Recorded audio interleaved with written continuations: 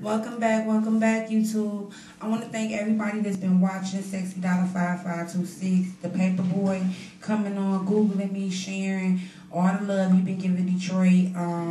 I'm here tonight with a special episode to try to bring Detroit together, to get us moving forward through all these negative things that's going on, and get us doing some more positive things and start sticking together as a city, because if we knew the things that are said about us, we would feel bad as a city as a whole. You know, even the outskirts cities that believe that they're not involved with this, they're more involved than they believe. You know, a lot of things that happen here, people do. They come here and they bring their problems here. They leave and they come here and they do their dirt and they leave, you know, and that's not fair for us as a city. So it's time that we put a stop and put our foot down, because like I said, I'm born and raised here. I show much love for Detroit, even through all the negative things that happens here. Today I have my guest, undercover detective, homicide detective, I'm sorry, Gumshoes Johnson. He is a detective with Raccoon City Homicide Unit. He's been with them for 15 years. And how are you doing today? I'm doing just fine today. How is everybody doing out there today? Well, I know I'm doing great, and I hope the rest of the world is doing great, because we're being watched now by the world. YouTube is viewed nationally, so I'm glad that you're here with us today to help us move through this saddening time that's going on in Detroit. Recently, some of the things that we're going to talk about this episode has been happening recently, and I'm so honest, and the truth is revealed here on Exposed. So therefore, I'm going to reveal facts that's going on here, and then we're going to venture on out to the rest of the world, what's going on with them. But you know, this is the city that's, like, you know, most talked about. People want to know what's going on here all the time and why is it happening. Okay. So a couple of questions I want to hit you with before I get into my updates. And one of them is, how many murder cases have you solved in your time of being an undercover homicide detective? Well, I've been a undercover homicide detective for over 10 years now in the fair city of Raccoon City, not real far from here. And I've solved over 150 cases. Awesome. So with you solving these cases, what do you think Detroit can do to get the murder rate down here? Well, I know that one thing that we do, in which we have one of the lowest murder rates in America. We're about number 20 in the most comfortable cities to stay in. But what we did was we created a large budget exclusively for crime and crime fighting, you know, as far as the tools involved. I know you heard of this one tool. It can track the sound of a gunshot to where it is. Great. And they're starting to use it now, but because of the cuts here in Detroit, we talk about that on Exposed all the time too, Mr. Gumshoes. We sometimes, the officers aren't being provided the right tools to do their job. So I do think that having a budget for these most important things are important. Has to be a large budget, talking millions and millions. Yes, and we have to have people here that's willing to invest in their city, instead of saying, oh, I live here and I don't have to do anything about these things that's going on. So describe to the Detroiters the worst scenario that will happen if we don't get the murder rate down here. Well, what happened, what almost happened with the city of, I believe it's called Pontiac, which is not too far from here. They almost went into martial law, which means that you would have had a curfew at about 10 o'clock. Also means that the government also has the, you know, power and stuff to make laws that they really want to make without a vote. So true, and in some cases, some of us do believe that sometimes needs to happen here, because of us having our freedom here so much and people abusing it. The things that have continued to happen here, some do believe that they should have their rights taken away if they're not using them correctly. So true. Now, let's move on to some updates, and so we can get it rolling into this very special episode of Detroit's murder rate. So when you get finished watching this episode, it's important to share with all your friends, download it to your MP3, iPhones, touchscreens, and just share with the world. Now, this week's update, I want to talk about some stuff that's been going on say the season premiere, we talked about Whitney Houston's death and everything, how it was caused, what's going on with her. And we also talked about her daughter, Bobby Christina, wanting to venture out in tribute to her mom, being the heir. She wanted to contribute by doing more singing and posting videos on YouTube, just doing a lot of positive things since her mom's death. She also wants to start acting. And in that, she decided to work with Tyler Perry on one of his new shows, which is called For Better or For Worse, that is on TBS, that comes on. Now finding out, which is kind of sad, will be taking the place of House of Pain that is going to now be canceled so that he can make room for this new show that Bobby Christina will be in. So I want to say rest in peace to House of Pain because I really did like that show. I believe that him being the owner of TBS, he should be able to put all his shows out there and push and strive for the best because he is very good at what he does. He knows how to keep us, keep the black audience watching. That is a great show. Yep, and I just want to show you a picture of Bobby Christina here and her mom, and just tell you what's going on with her. And they're saying that the late Whitney Houston's daughter, Bobby Christina, will appear in some up-and-coming episodes of Tyler Perry's show, The New York Daily episode. The New York Daily News reports, citing unnamed sources, the paper reports that Houston's sole heir to appear in a reoccurring role in For Better or Worse. So she'll have more than one episode on this show. And, they always speak of her as the heir because she, she's the closest thing to her mom. And Perry has been a swatted friend since Houston's death, arranging for her remains to be transported from Los Angeles to her hometown for burial and speaking at her memorial service. No one really knew, that they were that close and that, he would do some things of that nature, so generous to the family. And Bobby Christina headed south shortly after her mother's funeral, where Oprah Winfrey conducted an interview for the OWN channel. So we all knew about Oprah Winfrey having the interview with Bobby Christina and just helping to try to console her through her sorrow and her pain. And it's been a lot of rumors and reports want to know, is she drinking? Is she doing any drugs? And where is she going in life? Her father, Bobby Brown, has been speaking out. Since he's been charged again with the DUI recently, TMZ reported that cocaine was discovered in the car when he was, recently pulled over again. So he's been dibbling-dabbling himself. He's doing all these so-called interviews. I don't know if anyone has caught them speaking out about Whitney Houston's life. He's even talking about doing a book. So it's crazy how all these things are going on with that family. So I do want to, give a shout out to Bobby Christina, hoping that she can make it through this hard time and, just to be the best that she can be for herself and for her mom. It's just good that she has a lot of help and, support from close friends of Whitney Houston, Yeah, because you never think in this industry is so important because, everybody wants to be a star, everybody wants money.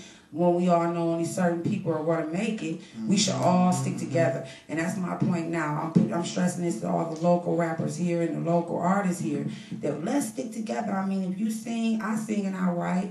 You rap, you sing, you got beats. Let's get together. Let's put some shows together, put our minds together on how to make, things better for the city and how to work these things out. So I do want to say that. But moving on, we know also in the news worldwide, Boosie was found now guilty in the murder trial. And Boosie is so lucky that he beat these charges because he was looking at the death penalty. And if people didn't know that, then I'm letting you know he was looking at the death penalty, and he did beat those charges. First-degree murder trial of Torrance Little Boosie Hatch. So if you didn't know, his name was Torrance. Mr. Hatch, he was found not guilty this afternoon in the Baton Rouge, Louisiana 19th Judicial District Courthouse. The 29-year-old had been accused of paying $2,800 to Michael Mario Mike, allowing to kill Terry Boyd on October. Its best case, but all of the evidence supported the defense, right down to the very witness. The sister of Terry Boyd, which was the person that was killed, and said that everyone else reiterated that there was never any beef between those two. So they're saying, like, well, how was he the one when they never had a beef anyway? So whether he did it or not, you know, it just was a crazy case, and we're so glad that he still is going to make it to keep making all those hot songs, because I buy every record you make. Lil Boosie, shouts out to you, and I just hope that you don't let these streets and, you know, all the negative, violent things that are going on in this world stop you from creating the best music that you can, you know, for the world. So I want to move on to a more sadder update that's going on with the world, because I also found out this by the ending of last week was the delayed passing of Donna Summers, who died at the age of 63 from cancer. And she was a legendary disco singer. She sung songs like "My Work Hard for My Money," you know, different songs like that. You could see Miss Summers in and hear her, you know, doing.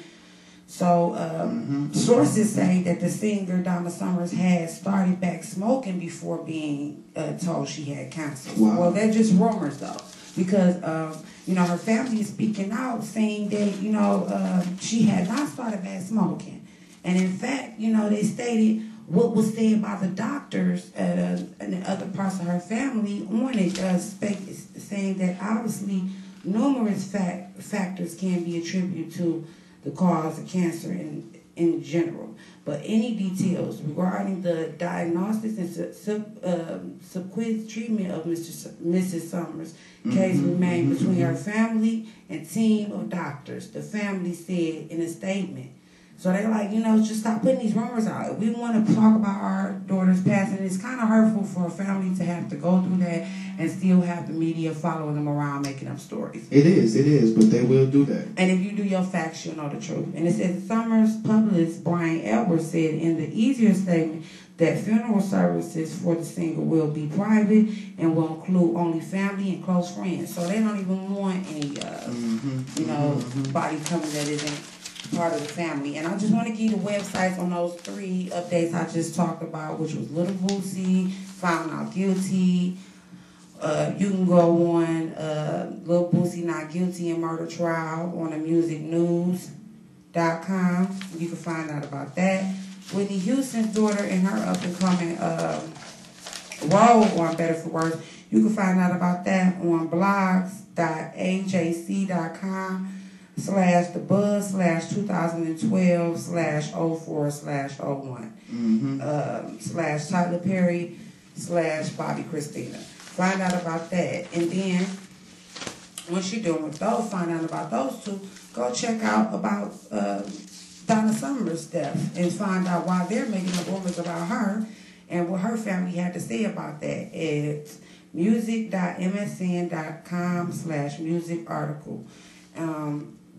.aspx news, and you can find out about her death.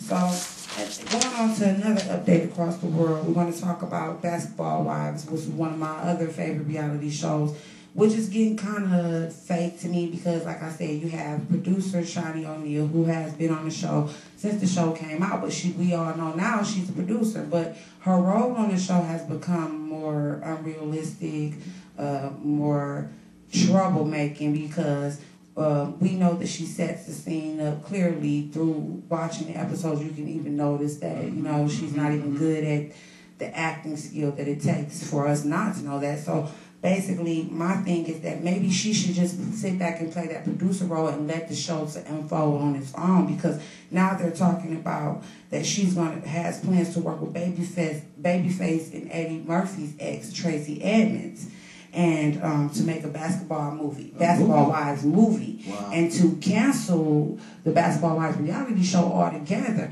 because Basketball Wives are actually starting to boycott the show because of all the violence. They're scared to come on to the show. They think that the show was based on all of the fighting, wow, that's created by Tammy and Ev. So, I mean, all I see for the show to continue to be probably one of the most watched reality shows is just to keep it real, for Shani to play more of the producer role, sit back, let things unfold, instead of setting them up to be told more, putting yourself out there to be seen, because you can necessarily do that without letting it be known. I mean, she's real obvious with that part. And then moving on to some other basketball wives information or news. Royce Reed says, fuck everybody. She's still going to be staying with Desmond, who is her new boyfriend. He's a little younger than her. I don't know his age quite yet, but we do know he's older. He's also a basketball player or football player as well. But the rumors are that this young man, Desmond, likes to date older women with money. He's a player. Yeah, so he's basically known for sources say being a player and dating different women. And we know that Royce is 30 years old. She has a son and has been married before to a basketball player, which she's divorced from. And she's not allowed to talk about her son or him as much. So you see her a lot crying and depressed a lot. So it must be hard for her. And I like her out of all of the women. Like I said, she's real. Even if she knows something is not good or it doesn't make sense on her part, she's still always real enough to speak about it, because what I'm going to be reiterating a lot this episode is that people do not speak what they feel. They're scared to say what they really mean. Even if you think it sounds crazy, you never know what somebody thinks or if it's something that just needs to be heard. So being real, a part of being real is just speaking your mind and not worrying about what others think or have to say about it. So true. Good advice. Yeah, and that was all the updates for around the world, because we got a lot of facts and updates just for Detroit, period. Because now I'm going to move on to Detroit updates. What's been going on here? And what's going on right now is, I want to give you an update, because we've been talking about since the new season started about Dave being hospitalized, finding out he has blood clots, the city in crisis, the cuts, that's going to be that the city might have to take to away from getting a financial manager, to avoid from being a poor city that's overlooked and always downplayed. This is some of the things that we're going to have to go through. We're going to have to take cuts. And the police are even talking about making citizens pay for police protection. Is it right? No, but this is what we might have to do to survive. And that means that instead of robbing our neighbors, robbing our family, we need to stick together and go out and find jobs, go out and find way of work and income for our families. So moving on, the update I have with you with Dave Bing is that Dave Bing has new business coming for Detroit. He's going to be adding over 900 new jobs for Detroit. Now, this is real positive, because we just got finished talking about so many negative things, and then I'm about to hit you with even more negative things that's going on here this whole episode. So I just want to tell you this to start off this week's updates for Detroit. Something positive. Dave Bing has new business coming for Detroit, adding over 900 new jobs for Detroit with the building of a Meijer store. What? Wow, are they really bringing a Meijer back to the city? From what I heard, it's no kind of, any Meijers, no Kmart's around. Everything is in Southfield, Dearborn. And it's sad because all these things used to be here. But another thing I'm finna get on you, Detroit, is about stop tearing our buildings down. Stop every time somebody invests, whoever the youngest investor may be in this city coming to you, or whoever who comes here and they help our city get back to its place and bring us jobs. Don't tear it down. These gangbangers who put the graffiti on the wall, let's stop that. Let's get our city back to where it was so that we can bring money here, so we can see money coming to the city, and people won't be so scared to come and be involved, because right now, where we stand now, other cities don't even want to be involved with us at all. Around the world, a lot of people say that this is not the best place to come and visit if you want to. And it's so not true, because everywhere, everybody is not a murderer. Everybody is not a whore. Everybody does not just lay around and don't work. Some people do work here. Some people have nice homes. People have nice cars. People get out and they do things other than robbing and stealing and killing. So true. So we need to start putting that on blast and trying to help them get better or getting them off the streets, because it's hurting us. But that was the positive thing. And so he's going to be building this new Meijer that's going to be coming here. Is going to be, guess where? On 8 Mile and Wilbur in Detroit, Michigan. So that'll be between the West and the East, giving us the good ways to get there and get anything we need good without going all over the world. And I heard a lot of people talking about on the news how helpful it was for them to have something where they could get to it without catching 4 or 5 buses. A lot of people don't have transportation. People are still catching buses here, and then so many different cuts with that, so it's very hard you know, to survive. When you see people that survive in here, you better give them their props. Because these are people who can fight damn near any battle. These are people who that have been down and they know how to get back up by any means necessary. So don't think because we're down here that we are not go-getters and that we all lay on our backs. And, you know, I've heard a lot of people say about the Detroit women, how they just like to lay on our backs and make babies and, you know, never get married and just how the men don't want to work and they'll take care of their kids. So there's so many rumors about us that we can change because we know that's not us. Now, if it's you and you fit these descriptions, I do feel like you should let us be, this city be. Let us have our city back.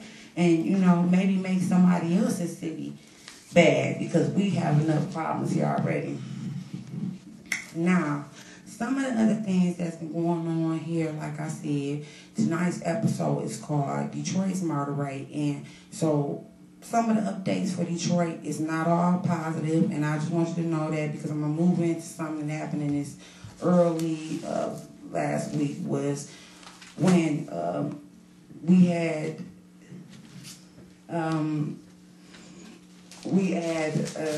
Pastor Marvin Winans, who was actually robbed here in Detroit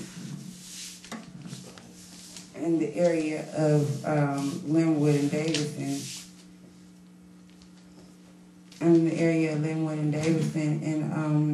during that time when he was robbed, they stole, I don't know how many $1,000s worth of property of his car, his watch, his $40,000 watch, and you know, young teens robbing, blaming these parents who allow these young kids to do these things. Mothers still living like children themselves, allowing them to carry guns and all these things. It has to stop. I mean, you can't allow your child to walk around mad at the world, not doing anything, giving them time to do any and everything. So true. Reason why I'm saying that because in this case, with Pastor Marvin Winans, you have young teens from, I don't even think they were from here. They were from like Clinton Township who robbed him, beat him up. If you know about Pastor Winans, who is the pastor of Perfecting Church, I've also attended once or twice. His family, BBCC Winans, Vicky Winans, a family of just, you know, God-fearing people who always been a part of the community and church as well. So it was very sad to see them do that to a pastor. But as I get more deeper, you will see why this is so more serious, because not even just with him. Because even the pastor spoke out saying that he didn't want to feel like he was more important, because he said that he knew that it was people like him every day this happens to. True. And it's so true. And so it said the three suspects arraigned in Pastor Winans' carjacking. It said three suspects were arraigned Sunday in the carjacking robbery of Pastor Marvin Winans. The attack at Detroit gas station in the middle of the day made the national headlines. The pastor also returned to church Sunday and talked about this ordeal. So, you know, it's bad because in the daytime now people are dying. People can't go to the gas station. Women are fearing for their lives. Man, what are these kids doing? What are the parents saying? I just wanted to add that since like this was a national story, it was all around, it kind of adds a black eye to an already, you know, struggling city, which is not good. No, and it scares other people who have something from coming here. It makes them feel like, oh, if I come here, I'm not going to have anything. I won't have anything, because these people, instead of walking up to them saying, well, man, how could I get that job? Or how could I do this? And I bet you, I guarantee you that if they couldn't give it to you, they sent you somewhere that would help you reach your goals. So it's kind of unfair to take a life or hurt someone over, you know, something so frivolous and so useless.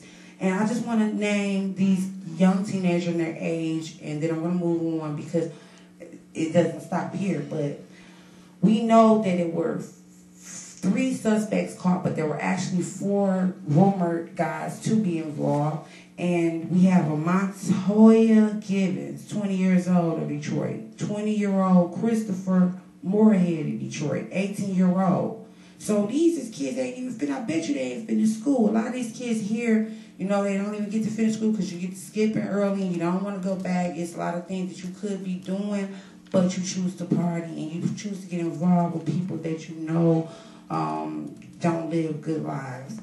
And also, A.T.R. Brian Young and Clint Tauscher were all arraigned in Detroit's 36th District Court. They face charges connecting to the carjacking and robbery on the 1300 block of Glenwood in Detroit. So, you know, and then in that same day, before they robbed Mr. Pastor Winans, they also had received a ticket for loitering at that same gas station at that same time. So we need to, as citizens, be more watchful of what's going on with our children and around us and care more. If it's something that you don't like, why aren't you talking about it? So true. As people, as citizens of a city that once was a great city, and it always could be a great city. It just takes us to get involved. And you know, excuse me, it starts with the parents first, you know, and how they raise the kids, you know. So that's all I wanted to say on that. Audio, visual problems going on in the background, but we'll get that together this time. We never really have too many problems with that. But I want to move on because it's important that I keep it rolling.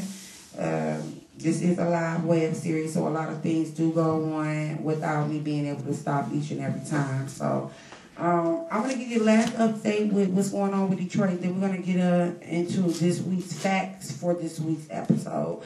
And the last update we have for Detroit, before my guest comes back in and just talks more with us, is me updating the missing mother of six, which was Kalisha Madden, a.k.a. Mocha Madden, who is a mother of six. I also, like I said, attended school with her.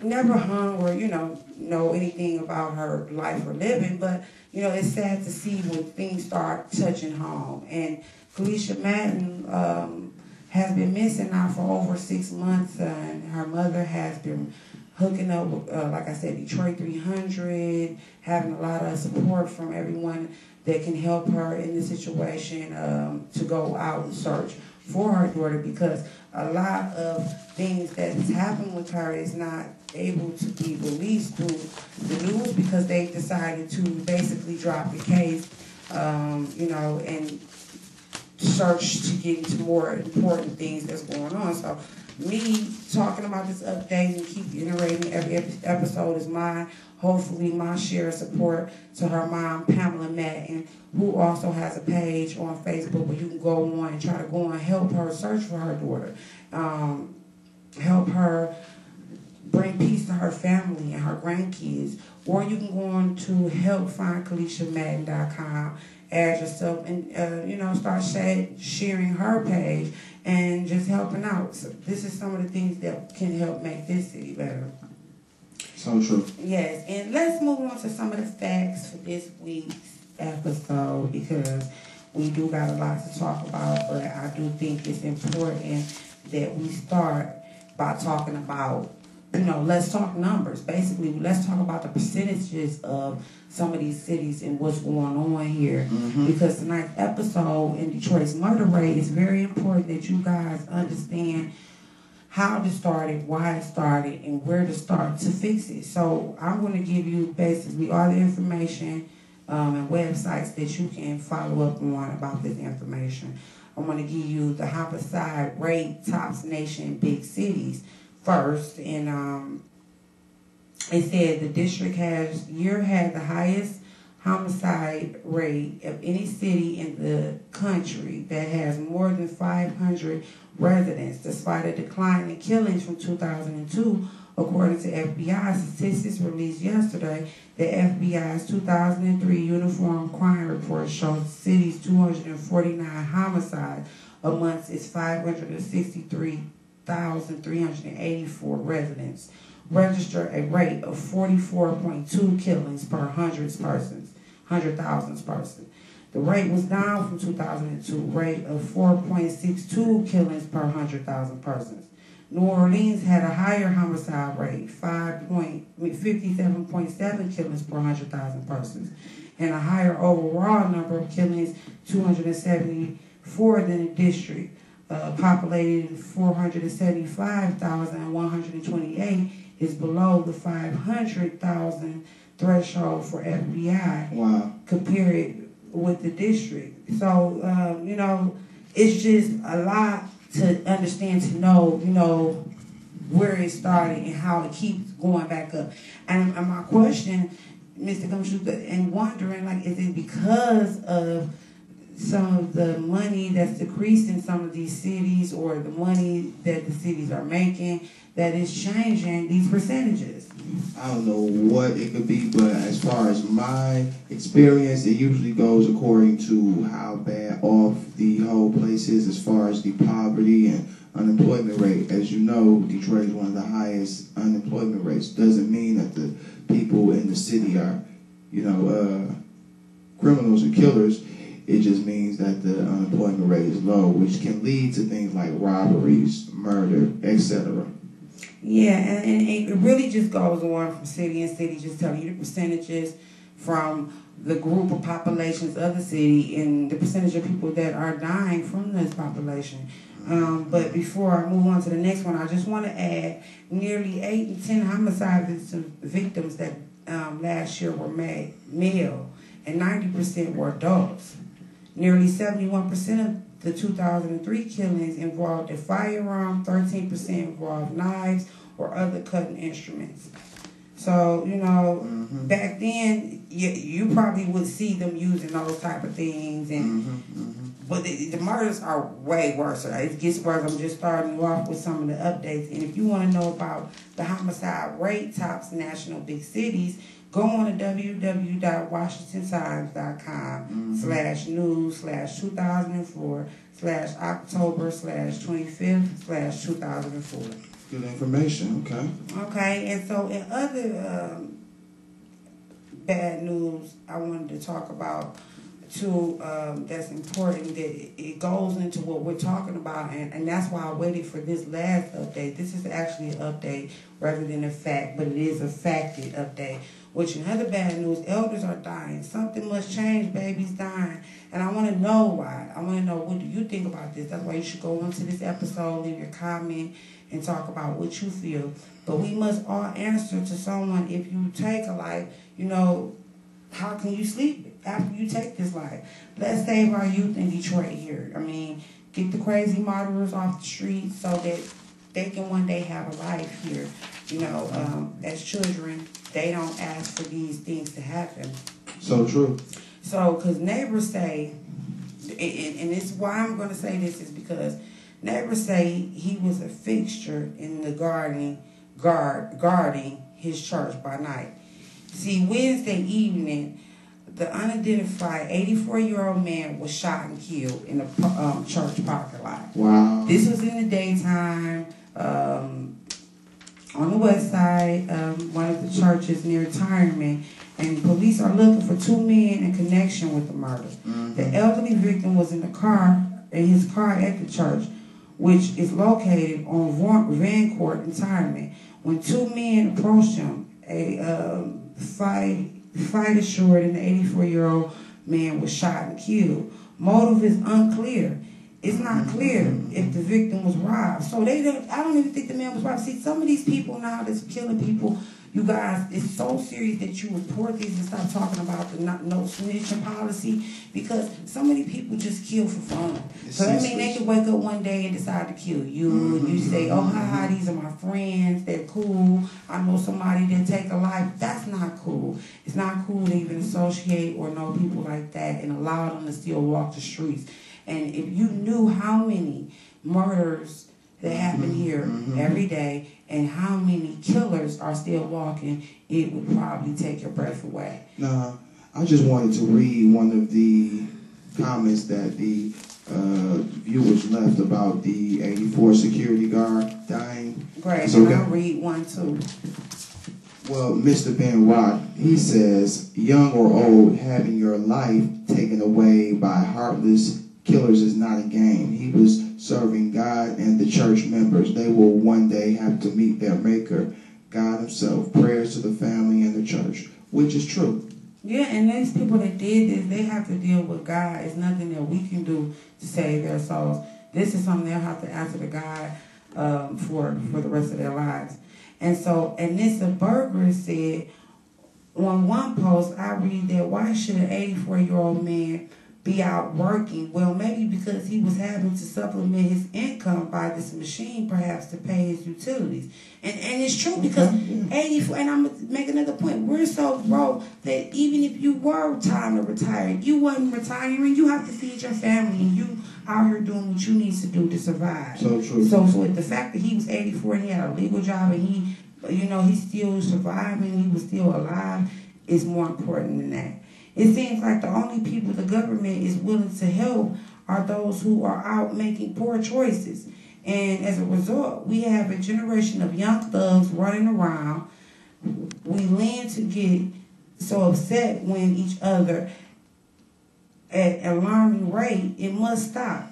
If in fact these thugs were out doing what the elderly gentleman was doing, working, maybe they would have either been at work or resting for the hard days of work. So with this viewer, which is speaking the realest I ever heard, is this man would have survived if our children and our youth and these people had something to do, something that gave them something positive, somebody that was there speaking in positive in their ear and told them the things that they were doing was wrong. They weren't afraid to speak out. If they had that, then that 84-year-old man probably still would have been alive. And so it says working. Maybe they would have had either been at work or resting from a hard day's work. When they get caught, their mothers will be putting on a show in front of the cameras, declaring my son is a good boy. Because that's the first thing parents say. Yeah. They let them run the street. They let the daughters and their sons do everything up and down the street. And then the first thing the mother does, she'll fight to her death saying, oh, my child is the victim. My child didn't do it. Even if they're wrong. And you can't do that anymore. If you know that your child has changed, as a teen, it should be so clear. As a mother, you should be looking for these signs. And you should be trying to get answers to them. So true. It says, caught their mothers will be putting on the show. And my son is a good boy. He would not do that. When the truth of the matter is, they probably had not seen the thug in days. And it's true. And that was from Melissa Burgess. And she made a true statement I think is very important to say about this 84-year-old man dying, and it ties into our episode, so I thought it was best to say that with this week's facts. May he rest in peace. Yeah, may he rest in peace. So he is in a better place. And another Detroit fact for this week's episode is Detroit's justified homicide rate increased in 2011. So moving on and through the years, back in 2002, it went, after 2002, I would say, probably, I don't know what year exactly, the crime rate went down. And we were doing good, positively. Now in 2011, it reached one of its highest because it says Detroit police will announce later the week homicide numbers for 2011. They will be 344. That's up from 308 in 2010. An increase of 36 bodies of 10% or 10%. However, there is another category of homicide. It says that is not those numbers. This is called justifiable homicides. So that's a different kind of murder, but it's still a murder. Any murder. Right. Whether it was, oh, you died because you robbed me, but he's dead. And this is the life that probably could have been saved if let a family member or friend told them, oh, don't rob them and go get you a job. Or, even when got them an application to save them from being on these streets, it would have saved a life. True. And so, however, it says when a citizen takes the life of another because of his fears of his own, and that's what is called a justifiable murder. And because of so many crimes have been committed here and people are breaking into your homes, the police are not there to get there in time. Women, we are going to get CCW. We are watching our backs. We are in fear for our lives because missing women are being abducted and, our children are dying. So we are buying guns and we're using them. to the fullest extent. So, you know, and I agree with that to the fullest, because if you work hard for something and you're positive, you're doing positive things, you should not be afraid to have nice things that you deserve and you worked hard for. And you will defend it with your life. I just want to say that all women, they do need to have a CCW or something, because women are a real target. You know, it's a lot of guys that see a nice young lady who don't look like she about anything, and they see her as a target. That has to stop. So true, so true. We have to help put away the murderers that have harmed our families and the kids and seniors and the innocent, you know, or just the innocent people. You know, the hate no snitcher rule, that has to stop when it comes to our families and protecting our youth. You know, I think a lot of people don't look at the big picture. They look at just the fun times and what's had then, but you always have to look at what may become of any situation later. The big picture, the big picture. Exactly. So let's move on to another fact. Now that fact, you can go on to My Fox Detroit, which I get a lot of our updates on myfoxdetroit.com, and find out about these justifiable murders and some of how the murder rate increased in 2011 so high, and it just kept going from there, because now we're in 2012. Good information. Yeah, and to keep updating you and just giving you some pictures of Detroit police pulling up on people every day trying to fight crime on a budget of nothing. They pulled up on me the other day when I was, well, actually they pulled up on me earlier when I was on the way to their office here. Yeah, and the thing about it is they're giving everybody tickets now for stupid stuff. They're out for something, but I don't know what it is, and I hope that they catch the real criminals out here. There's so many of them. So but moving on, we're talking about Detroit murder rate jumps, because when it jumped in 2011, like I said, it never went back down. And so where we at now is that it's once labeled America's most capital of the world. Sadly, Detroit could once again be headed for the negative title. And it says the murder rate in the city has jumped to the highest level in nearly 2 decades. There have been 166 murders since January 1st. That's up to 20%. And then it also say, and we're on the pace for nearly 400 this year. So when it comes to shootings, there have been 521 since January 1st. That's up to 12%. And, you know, it's wow. If you want to get numbers, technical, what's been going on in the last year and a half, Detroit, this is what we are allowing. This is what we are doing to our own city. Let's take some of this drama out of our city.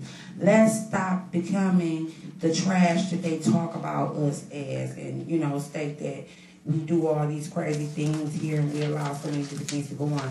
And this people view that I'm about to give you should wake you up and make you so mad that you realize, you know, this is something that needs to be changed. Now, this person's view came from Scarface 1971. Okay. And I know a lot of people who probably would want to contact him to respond to this view, but I'm going to just say it anyway. And this is about us Detroiters. This is a criminal problem, not a black problem. Yes, the criminals in Detroit are probably exclusively black.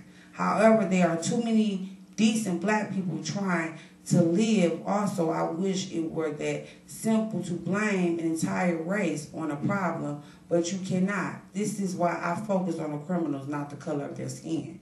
Now, that was stated by Scarface 1971, but the reason why he said that because he had a comment from another person who previously, before his comment, stated the actual might be a good thing, being black-on-black murders is on the rise in Detroit. Just think if all the criminals killed each other and then decent people in Detroit might have a chance of living a normal life. Without bars on their doors and windows on blacks don't even like other blacks. The criminals, then Detroit would not even need more police to correct the problem. And that's so true. It's so true because people don't understand that a lot of the things that's happening here is being watched by other cities, by people across the world, and it stops us from having people being comfortable here. It stops people from even wanting to be involved here. So true. So, you know, it said, another person also says, and this is Jan 5301. Stop already on the race thing. Whites kill whole families. Killing happens everywhere, regardless of the color. Don't go on about it. Race, please. So it should be about, because we're black and we're from a broke city, that we're just a martyr capital. We shouldn't be known as that. You know, it's the things that we do here, because there's so many other positive things that are going on here, and so many other people who don't do none of these things, who work, who have things going on for themselves, and have nice homes and nice things, and they work hard for these things. And True. I think that these people should step up and get rid of these people who don't want all of these things. Can I just add something? That Detroit is a large city that's predominantly black. So a lot of the crime here is actually about to be maybe by a black person. You know, when it's a city that's over 80% black, you know, not the most gruesome, you know, crimes. But New Orleans was black populated. You have to think of these down south cities that they have more money than us, so they don't talk about it. New Orleans, Atlanta, all these are cities that are majority black. True. They all have very bad murders that happen there all the time. But why aren't they talked about? True. That's something that we have to look at, and the reason why I'm saying is so that we can finally find a way to change that view, because it's something that we're not doing right, that this keep occurring. True. Or this is keeping occurring. Okay. So let's move on to the next fact, which is Detroit murder rate and gun violence would be gang-related violence, or, you know, some of the things that are going on with that. It's like, because it's been a lot of young kids dying. I'm talking about under the age of 18, 15, 16, killing each other, damaging homes, you know, and between all of this, you have the parents that are crying because one is losing their child to gun violence, one is losing their, you know, child to the system. So you have to sympathize, but at the same time ask, why hasn't anything been done about this? Why is your child at 15, 16, 17 allowed to come home and say, I'm in a gang, or be able to carry a gun of any sort? You know, and to live this life, and the parents act as young as the child to allow this happen. That's understandable. Yeah, and it says, Detroit police chief says the climbing rate of murder and gun violence in the city is troubling. According to a new report by Detroit police, the murder rate in the city is up 15% from the last year at this time, with more than 180 homicides as of July 10th. Talking to WWJ News Radio 950 Joyce Bauer, Detroit Police Ralph Galby said he's especially concerned about the increase in gun violence in the city. So, you know, you concerned, but the things are, we need to start talking to the citizens and getting involved with the young kids more to figure out what is it that is not happening. Is it that you know, no one's asking what's wrong? Why are you so angry? And what is that we can do to get you guys to change? Because if the change doesn't happen, they will need to be removed of a city doing positive things. So true. We should all be on board with that. I feel like people need to work with one another. Everybody has to have a block club, neighborhood watch, and maybe the crime rate will drop. Sure will. I mean, with our help, we can do anything. People do a lot of things that they want to do. It's all about what you're willing to do for your city. So this is one of my last facts for this week.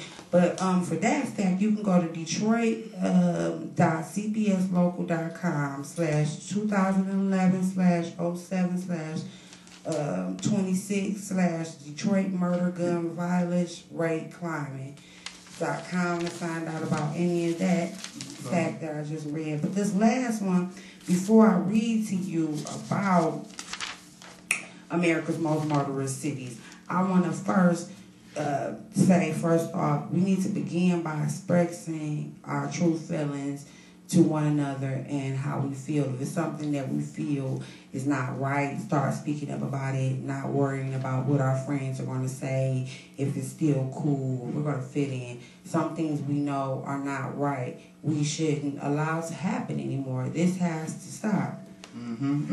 And second, help our neighbors and our friends. Never knowing when you're going to need somebody. So it's always, you want to help your family, your neighbor, your friend. You see, something happening or way you can save their life. Not always saying you're interfering, but you found a way to save a life or stop something from happening.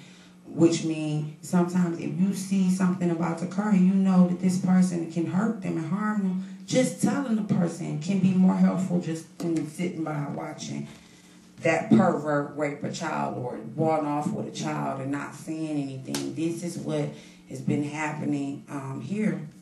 And I believe that could be stopped with things like the neighborhood watch, in which I mentioned earlier, block clubs where everybody get to know each other, It's very important to have communities of sort that stick together, because Detroit is such a large city, but when it comes to sticking together and us keeping these murderers and people from coming in our city and dropping their garbage off here and the dirt that they do in other cities, bring it back here, we have not done that yet. We have not came together as a city to stop these murderers, to hurt these murderers, not our brothers and sisters or our friends and family. We should never go against each other in this case, because that will allow other people to come in and hurt us. Yeah, so true. And that's just all I got to say about those facts. Now, for that fact, I want you to go check out about Detroit's most murderous city. But I did want to also tell you some facts about Detroit, most murderous city, which was it's just basically saying Americans accustomed to turning on the local TV and seeing images of mayhem and murder. The world's outside, it will be seen as a violent, wrathful, dangerous place. Of course, television doesn't always tell the whole story. The average American is 36 times more likely to die from heart disease than murder, 6 times more likely to die in an accident, 4 times more likely to die with a disease. According to the data compiled by the U.S. Centers for Disease Control and Prevention National Center for Health Statistics, by homicides does result in many thousands of deaths every year. And a comparison of 72 American cities with a population of over 250,000 using the data from the Federal Bureau of Investigation's Uniform Crime Reporting Program reveals that some places are definitely more murderous than others. Because, you would think that they're so horrible, and I can tell you what's going on with us right now as far as percentages, because, top of our list is, at the list is us, as always, because of some of the changes that have not been made. And the Motor City experienced 418 cases of murder and negligent manslaughter in 2006. Wow. That's 47.3 murders per every 100,000 residents. Wow. Detroit's also ranked high for violent crime, number 2, robbery, number 4, and forcible rape, number 12. So we're on the line for everything. What is it that we don't do here, Detroit? What is it that we're not afraid to tell on? What is it that we're not afraid to save our children and our youth from? Because it has to be some limit. It has to be some point where we speak up and let our true feelings out. Yeah. And on some of this, I'm going to just give you a couple more of the names before I move on to some of the questions I have for you, Mr. Gumshoes, because I want to thank you for sitting and listening to, what's been going on in this episode. But some of the other murderous cities that aren't here, but they're not top like we are, is Baltimore, 276 cases, New Orleans, 162 cases, New Jersey, and St. Louis. So those are all cities that have these things going on and maybe more working on more than us, and we have yet to start that, Detroit. So it's important that we do that. And we have our guest here, who is the homicide detective, Mr. Gumshoes. He's going to tell us ways where we can save our city. And then maybe we'll have another episode where you can come back on and see if has there been any progress in the city as far as trying to be better citizens. Okay. I will be ready anytime that you call me from Raccoon City. I'll be on my way. Okay. Now, my first question of the night I have for you is, if you were chief police, name 2 key things you would do to stop killings here. Well, it's a lot of ways that you can stop a lot of the crime and violence, and as far as the deaths here, one way would be to create a large budget, which I mentioned earlier, large crime budget, and to also you need to retrain the older officers who are not yet well known in the ways of how things go down now, what with things like cybercrime and how they can take your PIN number with anything. They just need to be retrained. Yeah, and so many young officers are coming in to police enforcement now, and they're not serious about their jobs. They're just as serious as any average person working a regular job who barely wants to come to work. So once we can get all of that together and just start working together more, all of this will be much more easier for the citizens here. So what can we, the citizens, do to change this, and how long do you estimate this take? Well, it's like I was trying to say a little bit earlier, you have to create a real neighborhood watch in which everybody would help out, participate, things like that. You have to work closely with the local police, not meaning that you have to do a lot of senseless snitching, but you have to protect your neighborhood. And if everyone can do that, everybody's block will be safe. But however long that this will take, that's completely up to you guys. So true, so true. And it'll only take as long as we want it to. As fast as we can get together and, have our drinks and laugh and joke, as fast as we can get together and save a life. So it should be just as easy. So who can we blame for the murders of the babies and the seniors that's happening here? A, the parents. B, the unconcerned. C, police. D, media. Or E, all of the above. I would probably go with D, all of the above, simply because everyone plays a small part. They may not, as far as the media go, they really play like a large part because they have a influence over the rest of the population and what they watch, And what they put out. And if it's important to them, they will put it out, and as many times as it needs to be put out. But I spoke about this in other episodes, how the media only will allow certain things to get seen more than once or twice. So when the city gets more jobs, do you think murders will stop? Explain.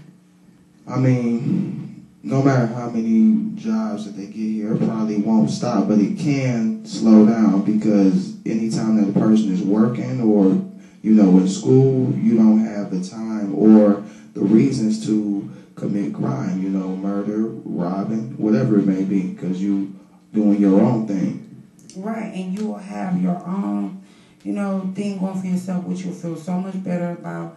You'll want to see more positive things going on. I think just no positive things going on, no support, no positive thoughts being said, words being said, or it leaves people without having positive thoughts. They can't help but to have negative thoughts. So true.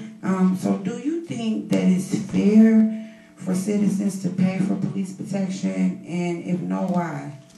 I would say no, simply because a lot of cities, they pay their taxes, and that usually covers police protection. Why should it be any different for this city here? Why? Because the crime rate is higher? Because of the officers more scared? I don't know. Not at all. It just means that you got to have better police out there. That's true, and that's true. And some citizens do feel like it's not right because we have been pitching in And since we started pitching in, we had people like Mary Kirkpatrick come in, take from us. We always have people that get over on us somehow, Mr. Gumshoe. So I do feel that that is not talked about enough. Things that citizens contribute to here in Detroit. But if we push harder and we put it out there that we are doing things, it will eventually get known. So do you think we in Michigan, should have the death penalty and for things like murder, and if no, explain that. Well, I mean, I believe that things like the death penalty is never justifiable to take a life, but if the murder is gruesome enough to justify a death penalty and, it's premeditated, is against a kid, or, they get stabbed 1,000,000 times, then yeah, I believe in the death penalty, but it has to be justifiable. Yes, and like I said, some of the murders are justifiable, and some murders aren't. People that commit these murders don't always have to be out to kill you, but they are out to save their lives and their families' lives. So we need to dig more as a community into that, to see where we fit in. Are we the people that want to protect our families from these criminals and these murderers, or are we the people that want to be involved with the murders and the crime that's happening in the city? Pick a side. Yes, you do have to pick a side, and sooner than later. So, name 3 Detroit areas that are known for murders. Well, I mean, I'm not from really around here, but from the folks that I've spoke to and know here, this area called Brightmoor or Brightmoor, whatever. Mac, which is on the east side somewhere, and Brightmoor is the west side. Mm-hmm. Yeah, the Mac area, believe that's the east side, and some street called Finkel. I don't know where that's at. Okay, that's west side. I do know a few Finkel cats, and if you can catch this original gangsters, where over here, FAs, PAs, all that old gang violence stuff was going on every day. We lived it over here. We know what it's like. And to survive in this type of life and to still be able to tell a story on how to live safe, it's a blessing for us to have this. And so we should jump on that to save our city. So name 2 areas that's known for gang-related activity and murders. Well, I actually have 3. I'm sorry. Know that the areas on the east side, Gratiot and Gunston, which is ironically around the corner from the local police station, but it's one of the heavy gang places. Another one is Schoolcraft area. Okay, sure is. And a lot of these areas have been involved with gang violence for years. Some are not older cats either. I mean, they're still involved too, but some of these are new young kids in the age of 13 to 18. And like I said, they're dying every day with gun violence, causing loss to their families and loved ones. So it is horrible. Should parents be charged for children under the 18 committing murder or any crime I mean, well, this is a crazy question, I mean, as far as the age of 18, parents shouldn't have to answer for their kid after they get like a certain age. I mean, children know what they do usually by the time they hit their preteens. This is why court, charges 13 and 14 and up as an adult, where they may put them in, juvenile hall until they turn 18 and then charge them as an adult. I believe that that's fine. Yeah, and even though we have some parents who don't care, who allow their children to carry guns and allow their children to join gangs and do all these evil things, there are parents who do everything they can do for their children and they still become the undisciplined child spoiled and do not want to change. But for those people, there's always programs like Job Corps and things that you can do to put your child group homes that can help them, save them from losing their life or taking a life. So you do have options in that case. So true. And for my last question of the night, now, like I said, I want to thank you for taking your time out, trying to give us your view and ways on how to save our city from this terrible state that we're in. My last question for the night for you is, if you were mayor, how long would it take for you to tear down these vacant homes where dead bodies are found, young kids are raped? And what would be your next move after, you got the buildings or the vacant homes and buildings tore down? Well, that's a real tough question. But I mean, if I were a mayor or if I could help run the city, I would put like a 2-year limit to get as many of the abandoned houses as I could get fixed. You may not get all of them, but you would get a majority of them fixed or torn down in case they're not, be able to be fixed. And then after that, the ones that are fixed, I would find poor families who really need a home, and I would have them stay in those homes. Something like the Habitat for Humanity type of thing. Great. But on a larger scale. So it is so great. I'm going to shake your hand, Mr. Gumshoes, for coming on, being my guest. And like I said, those are different ways that, we should do it. I do believe we should tear these vacant homes down. These criminals know these homes are used for criminal use, killing of the young children, raping them, disposing of bodies. Let's tear these homes down, get these high grass fields cut down, and just start being more of a undivided city, shall I say. And to end tonight's episode, I'm going to give you this week's fact finder, which was Detroit's top 10 high-profile cases as far as like the worst murders that occur here in Detroit. I'm going to give you the top 10 and the site where I got that from, and that will end the episode that way. And I'm going to start with number 1. But before I start with number 1, I just want to let you guys know another thing, which was of the 3,313 murders that occurred in Detroit between 2003 on November 6, 2011, some gripped the region either because of the hideous details of the crime or because of the names of the victims, who eventually be linked to much more than their murders. So, some of these stories are high-profile people involving high-profile people that were murdered, and they're linked to some high-profile people. And I can try to give you the closest link that I can to who they're linked to, but all I want to do is just let you know who the top 10 cases were.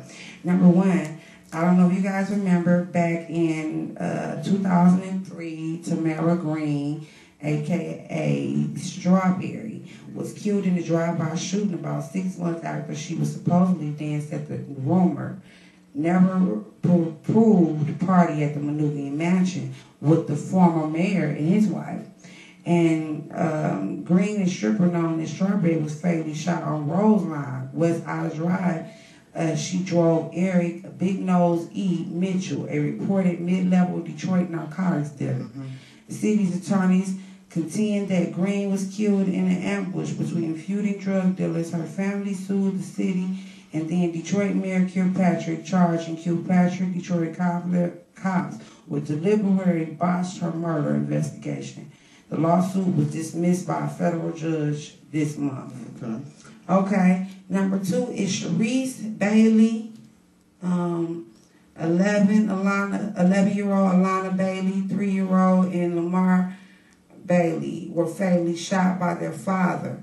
Anthony Bailey, another sibling, 9-year-old Antonia Bailey, was wounded. Police said Anthony Bailey, then 37, called his estranged wife at work when the with the order, watch the news tonight.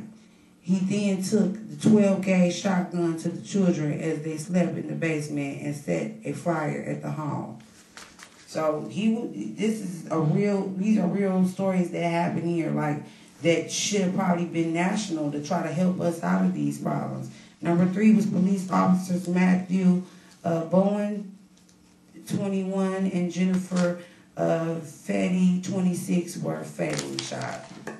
Number 4, Lisa Shelton, 33, William Parker Jr., 16, Randall Parker, 14, Winnie Parker, 12, and Shani Thompson were killed by Shelton's ex-boyfriend, Roger Thompson.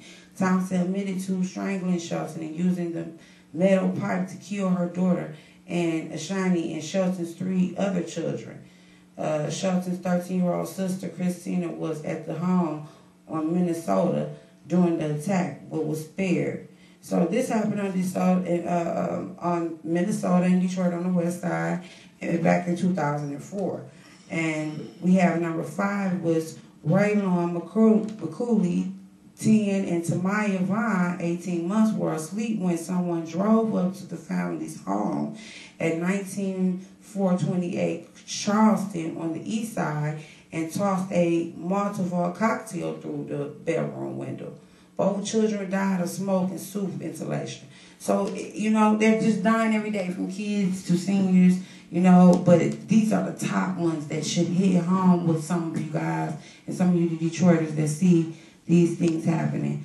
Number 6 was Benjamin Jackson, 35, Tawana White, 23, Clifford Floyd, 47, and Deborah Thompson, 43, were fatally shot inside a known drug den at 19655 Sorrento, here on the west side. Vacant house owned by the Detroit Housing Commission. So just like Mr. Gumshoes was saying about the Habitat homes, some of these people are moving into Habitat homes, making them drug homes, and bringing them into their homes with their children. And this is causing deaths every day, so we have to stop this. And number 7 is Rose Cobb, 47, was fatally shot as she sat in her car in a CVS parking lot at 12907 East Jefferson. Cobb was the wife of a Detroit police sergeant, Dave Cobb, who was questioning the killing but was released for lack of evidence. So we also heard about that story back in 2007. And number 8 was Matthew Landry, 21, was fatally shot in the back of the head, and his decomposing body was found in a house on 14711 Mandel in Detroit's east side. Landry was kidnapped from the Quiznos in East Point by the Thai Masani, who had been on a 3-day crime spree. November 12th, Masani was sentenced to life in prison without parole. So, for killing Matthew Landry, who was 21. And then moving on, you have a police officer, Brian Huff. I know you guys, a lot of you Detroiters probably remember about this story back in 2010. It was May 3rd, 2010. Police officer was fatally shot. He was 42 years old. And while investigating reports of gunfire and power alert in a vacant duplex on Shonier near Edmore, just south of 8M Mile, witness said Huff called out police as he entered the dark duplex and has met with 3 quick shots. He was hit twice and 4 other officers were wounded. And so that was a very big case. And for the final one, number 10, we have Courtney Cortez Smith, 20-year-old, was shot and killed outside the club in downtown Detroit as she tried to break up an altercation between one of his friends and a man who was disturbing advertisement flyer. Smith, football player for Wayne State University, was out with friends when the shooting occurred. So that's going to wrap it up with this week's Fact Finder. And if you want to go find out about this week's Fact Finder or go pull up the facts for this week's Fact Finder, you can go to www.freep.com/article 2011 /news SO1/11403-343 / a look some Detroit's high. So I want to thank everybody that sat and took the time to watch this episode and more. I'm going to keep coming back with the true True Facts from Detroit every week. And I want to thank my guest, Mr. Gumshoes, for coming on. Nice to be here. And giving us all the facts. And you can catch me, the Paperboy, all my new music coming soon. Just looking for the right beat, the right supporters to log on, leave your comments, share them, download them. And if you have any beats or anything that you would like to work with me or the Paperboy with, you can contact me at youtube.com, channel $605526, or on facebook.com, and we'll be willing to work with you. So, we out. Peace.